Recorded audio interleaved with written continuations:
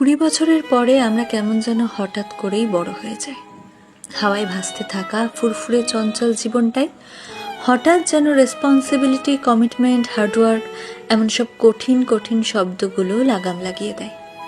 জীবনে ঠিক কী করতে চাইছি এটা বুঝতে বুঝতেই শখের বাক্সে তালা মেরে হাতে তুলে নিতে হয় দায়িত্ববোধের চাবি। বাইরে বেরোতে ইচ্ছে করে না, বন্ধুদের ফোন ধরতেও ইচ্ছে করে না। কেমন যেন সব কিছুর ওপর থেকে হঠাৎ করেই বিশ্বাসটা উঠে যায়। সব সময় শান্তি খোঁজার এক আপ্রাণ চেষ্টা চলে মনে।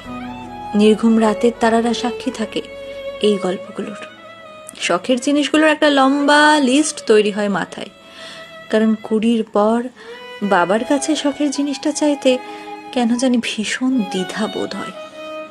ইঁদুর দৌড়ের এই খেলায় নিজেকে টিকিয়ে রাখার যুদ্ধে হাঁপিয়ে ওঠে মন। ছোটবেলায় বড় হতে চাইতাম, এখন বড় হয়ে গিয়েও মনটা কেমন যেন সেই ছোট্ট আমিটাকে খুঁজে বেড়ায়। 20 পর আমরা আসলেই বড় হয়ে যাই।